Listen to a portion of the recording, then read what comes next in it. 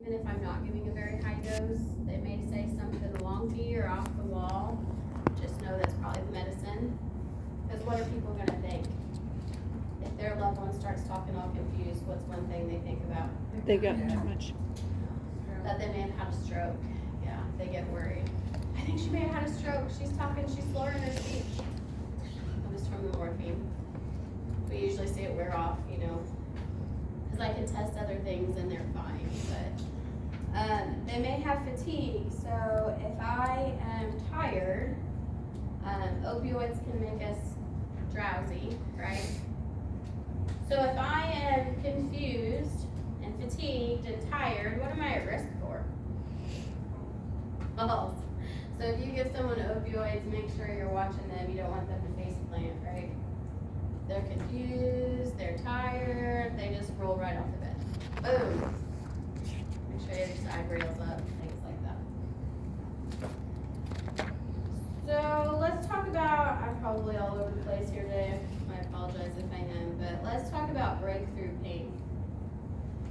So what's breakthrough pain? Like pain in between, like medicine or something? Yeah, kind of. So what happens is I may give these people scheduled medication. So I may do some non-opioid analgesics in a scheduled route. And then they end up having this pain that just kind of comes out of nowhere. Maybe they pushed too hard at physical therapy and now they're extra sore or something's really bothering them. Then I need something for breakthrough pain. When I want to treat them, I need something that's kind of like an immediate release medicine. So I may go to like an oxycodone IR or some type of faster acting to get rid of that breakthrough pain.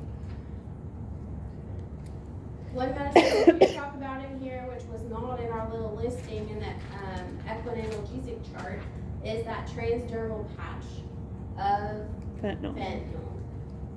So we all have a little issue with fentanyl, right?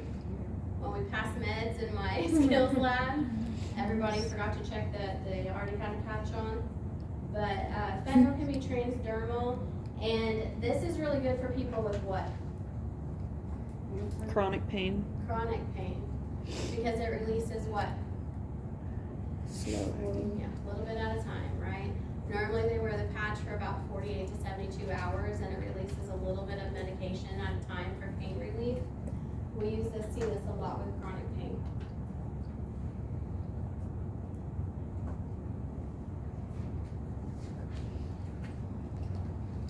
So opioid antagonist.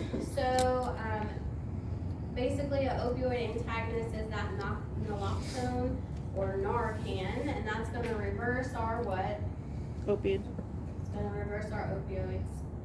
So if my patient has had too much, maybe they took too much on their own, and they come in, they've overdosed on opioids, I'm going to try Narcan. I will tell you that there are actually, there's a lot of push now to have an intranasal Narcan, lots of places. They have vending machines for them now. They are even, I believe, starting to include Narcan in our AEDs on campus. I know they are at main campus. They have like free vending machines for them. There's a vending machine for Narcan at the jail. Most police officers are now carrying Narcan. If you suspect an overdose, There's a lot you of- can give someone Narcan. Especially with like the kids and the fentanyl overdoses lately, like it's been a huge epidemic. They had some schools that had them like there to where you could come and get them for free because there's been a lot of young teens just like dying from opioid When I did overdoses. my CPR class for here, they also train you on Narcan, how to use it. I don't know if everywhere did it, but I know my instructor did. Intranasal Narcan is becoming very, very popular. I literally taught Abel how to use it. Because there are lots of things that are happening, like you said, with fentanyl. There's just so many kids, Sometimes they are like 12 and fentanyl is 13-year-olds absorbed dying. in skin, right? So if someone has a high dose fentanyl and they touch a Touch shopping someone. cart, get it on a shopping cart, or You can get it. touch that shopping cart, you can go down. Your fingers are very Police porous. officers are known to have been searching people's vehicles and then get into some high dose fentanyl and go down. That's they say not to pick up any money off of it. If there's money on your windshield wiper, don't touch it. 'Cause it could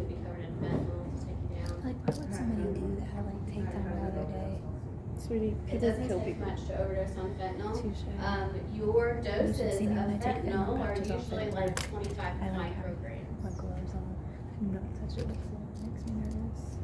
I mean, it's little amounts. There's so many overdoses. I had to have a conversation with I Abel don't about know, it. I might try to pull it up later, but if you ever get a chance, like, you can look up, how much fentanyl can kill you, it'll show you a little picture, but it's literally like a grain of sand can take you down.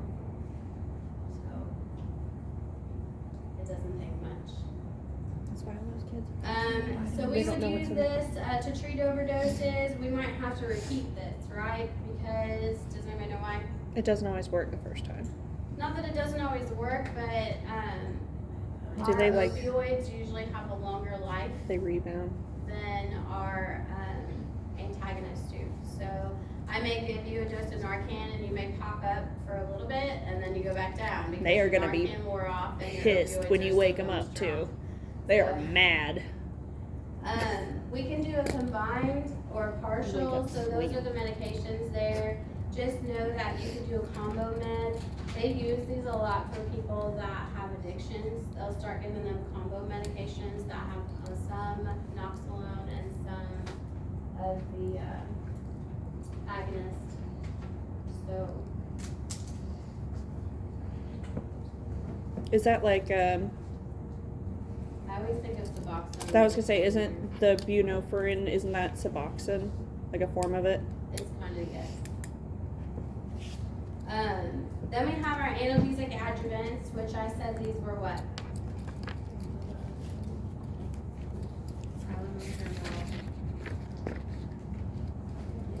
Steroids.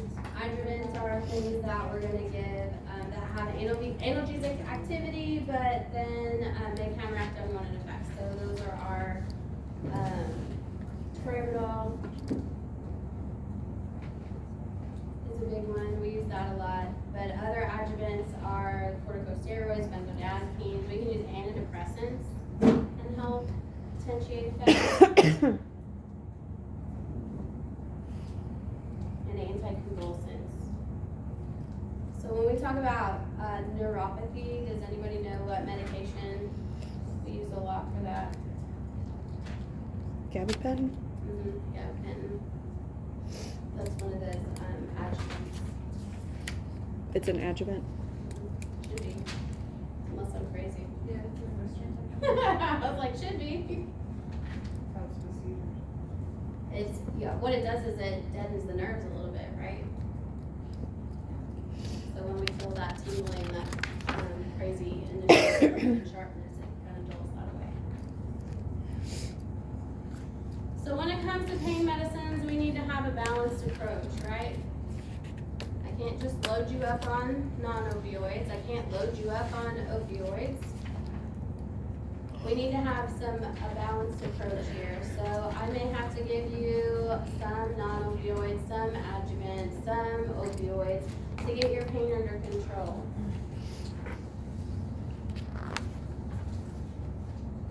So scheduling options, what are our scheduling options? The intervals which you can take it. Yeah, so I can do a schedule. I can say, okay, we're gonna take Tylenol every 6 hours. And then what am I gonna do as a nurse? Document the 6 hours. I'm gonna give that Tylenol every 6 hours, right? What if they say their pain's 0? They don't need it. Am I still gonna give it? Unless it says as needed for pain, you would. I actually do, I still give it. So, at Memorial, we have a multimodal pain regimen. And what happens is, if I keep you on that Tylenol schedule, that acetaminophen schedule, I am less likely to have to give you something later. Does that make sense? So I'm gonna treat it before it gets out of control. I always think that. So you may say your pain's a 0, but maybe it's a pain that's 0 because I've been giving you the Tylenol. Then my other option is what? PCAs. Before PCAs, what's my other scheduling? Say again? PRN. PRN, right? For requested need.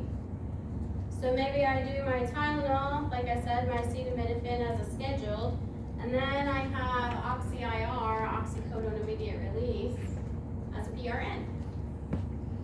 What would that oxy-IR be treating then? Acute pain. We talked about it earlier. Starts with a B. Breakthrough pain. Breakthrough pain, right? So the Tylenol is supposed to treat our main pain, and then if my patient starts having breakthrough pain, then I can give them the oxycodone IR. What's PCA?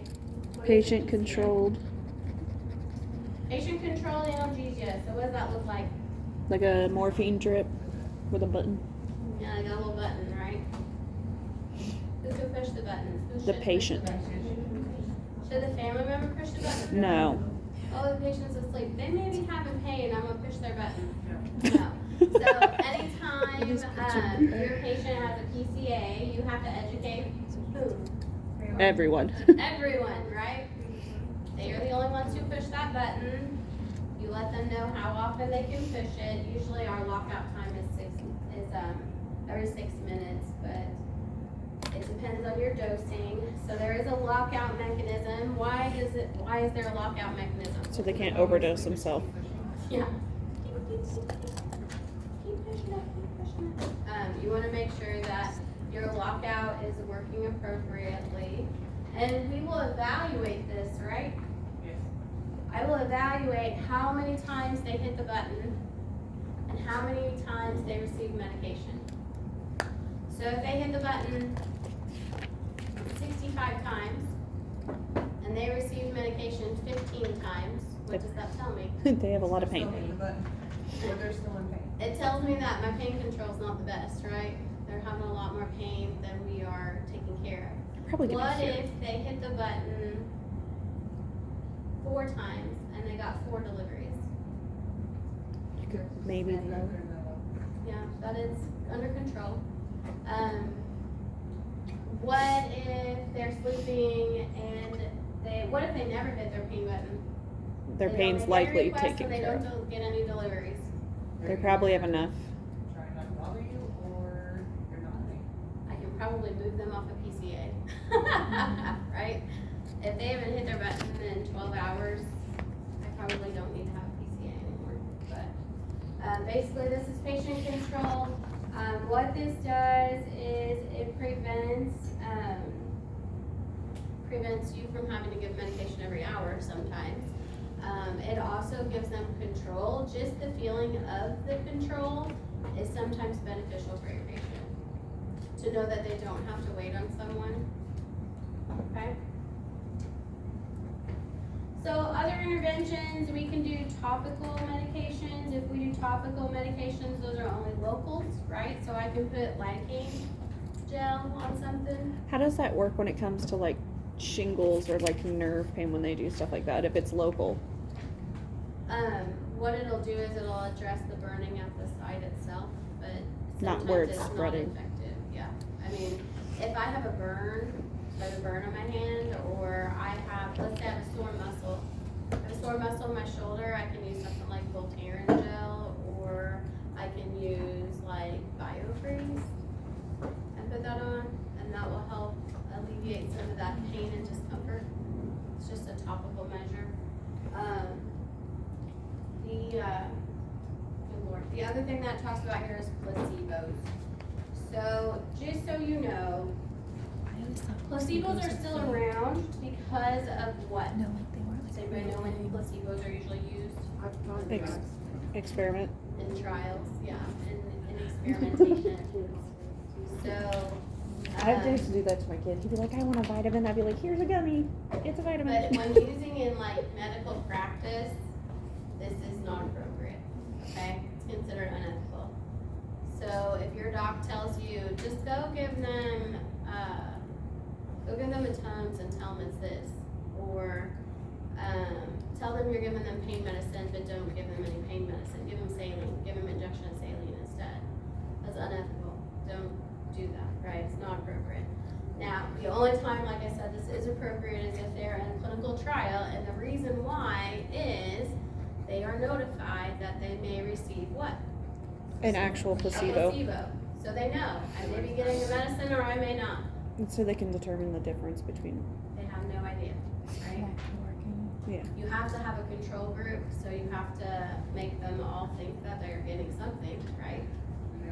And then your control group receives the placebo, but yes, they sign to be a part of that trial. They sign a paper to say, I am willing to, and I understand that I may not receive the real medication. When you just go in there with saline, did they sign anything? No. And when it doesn't help them, then they're gonna be confused because they're gonna think, what? You gave me something and that didn't help. Now they're gonna be in more what? Distress. Distress, right? Now they gave me something and it doesn't help. Nothing's gonna help me. It must be You can something get down worse. a nice little spiral. And that's when you need those adjuvants. You're gonna give them some what? Valium or Benzapine. something. You're gonna settle them down a little bit. Other things that we can do are non-pharmacological therapies. So one thing we talk about is this cognitive behavioral intervention. So relaxing exercises. I always think about breathing techniques in OB. Your lady's in labor, you tell them to breathe through it, you want them to breathe through it. You can do guided imagery. What's that? Imagining a place, just doing the story or something. Picture yourself somewhere where that's relaxing. Picture yourself on a beach. And you hear the ocean, and you hear the waves coming up, and you feel the sand between your toes. Like guided imagery can help people in certain scenarios. Distraction, that's a big one. We use that a lot. Pediatrics especially, when you get to feed, you will use distraction quite a bit. We have an iPad, we'll put Bluey on or something that they like to watch. I love Bluey. We have something called a How buzzy. much, what his I don't know if net you've ever heard worth of is. a buzzy, but a buzzy, it would actually may fall a little more under the physical agent, but it's a little vibrating bee, and you put that on their arm. So I'm gonna stick down here, so I'll put the buzzy up here. So And they're it'll help focused up block here. that, yeah, they focus on that feeling. Having them look at mom, telling them to blow mom's hair. We've done that a few times. Blow really hard at mom's hair. See if you can get mom's hair to move, and as they blow, then we stick. So focus on blowing and not on what we're doing. And then biofeedback is another one. I don't see this one as often, but it's like training your brain for chronic pain, associating your pain with something more pleasant. I don't know how to explain that one, but the big ones we use are distraction, guided imagery, and then those relaxation exercises.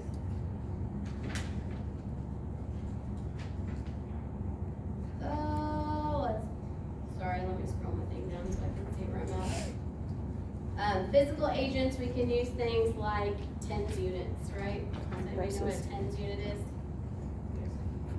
What is it? It's like a electric shock and it can beat your nerves. Like an electrical stimulator, so we can put a little TENS unit on your belly and it makes your muscles tense up. They can use TENS units to help alleviate some pain. Okay. One more slide and then we'll take a break, okay? So the next thing we need to talk about with pain is the nursing process. So what is our responsibility with pain? What are we responsible to do? Figure out where it originated, how bad it is. Manage it. Assess it, Rescue. and then we are to what? Establish. Try to provide some type of relief, right? So whether that be give medications or reposition or whatever we need to do.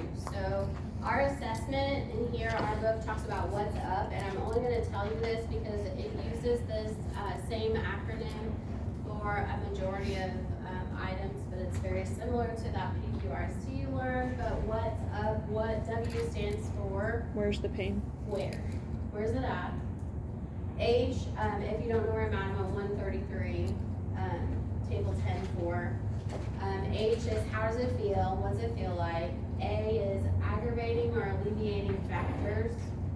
T is timing. When did it start? How long has it been going on? S is severity. U is useful other data. So Would that be like what they were doing or what happened around the time that it started? So that could fall under your A, more your aggravating, alleviating, or it could be maybe precepting, like what happened beforehand. But useful other data could be things like, are you nauseous? Are you to the point that you're nauseated? Has it made you throw up?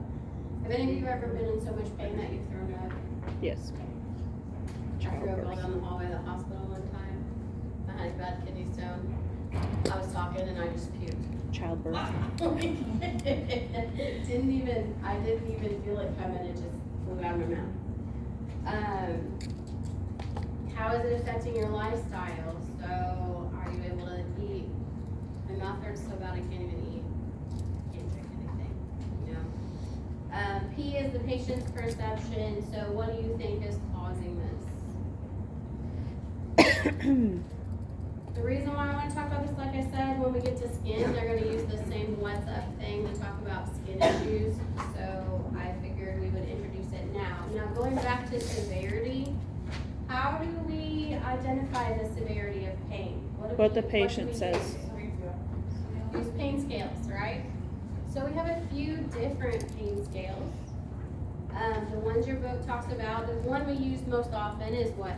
Number scale. Yeah, numeric scale, right? 0 is no pain. That's the worst pain you felt in your life. What number would you rate your pain right now?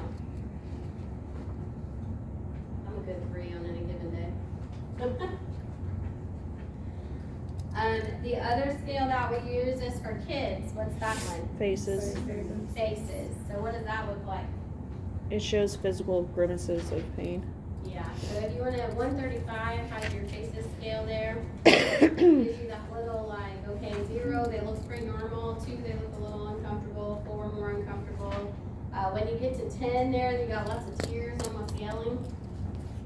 Another score that your book talks about is the pain ad score. Who do we use that for? Dementia. Dementia. So those people that can't tell me, they don't understand the number scale, they can't comprehend. So I'm going to look at physical presentations. So, are they breathing independent of vocalization? Are they yelling out, right? Are they hyperventilating? Are they noisy breathing? Negative vocalizations, are they groaning? Are they talking in low-level speech? Are they repeatedly saying things? Facial expressions, so if they're inexpressive, I can take that as nothing, but if they're sad or frightened or grimacing, so maybe they have an occasional frown, or maybe they're just constantly grimacing. I can look at those items just for that. I will tell you one that I want to tell you about because you will see it in clinical, which I think we talked about in skills lab, is FLAC score. It's not something that I would put on your test, but I want you to be aware of a FLAC score, and you would use that in pediatrics. That is for your babies. Faces, legs, cry consolability, and I always forget what the A is. Anyway, it's not coming to me, I'll have to look it up later. So we are going to use these tools to do our assessment. We're going to do a physical assessment of them. We're going to look at their vital signs. We're going to look at how they present, what their face looks like. Are they tensed up? Little babies, are they drawing their legs up tight? They drop their legs up and curl them a little ball. That usually means they're in pain. And then it says diagnose, plan, and implement. So basically, I need to figure out how well my patient tolerates pain, right? If my patient can tolerate pain pretty well, they're gonna tell me that their pain score, so I'll evaluate their tolerable level by saying, okay, 0 is no pain, 10 is the worst pain you felt in your life. What level could you tolerate without me giving you medicine? I always say, it doesn't mean I won't, but I just need to know where we stand. So if they tell me, oh, I can tolerate a 5, and then they tell me their pain's a 6, then I know I'm what? Outside the threshold. But I'm close, right? What if they told me their pain was a 10, and they can only tolerate a 5? Should do something. I got a lot of work to do, right? So it helps me kind of gauge where I fall.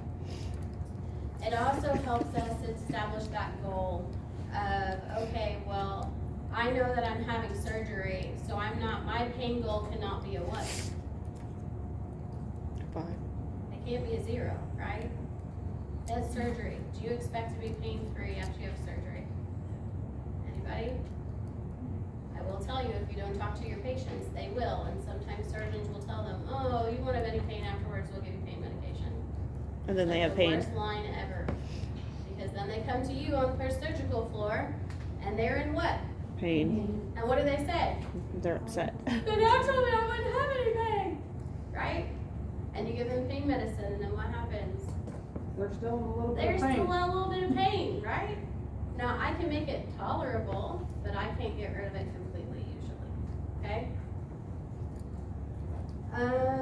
Let's see, and then I wanna educate my patient and my family on a pain goal, why we set it, and wanna educate them about things like that PCA, wanna make sure that we're not over medicating, we wanna talk to them about how they can alleviate pain at home. Stimulation, sometimes patients just need less stimulation, or maybe they need more distraction, right? You just need to talk to your family, and then this is a team approach, so this isn't all just me, right? I need to recognize, if my patient needs to sleep.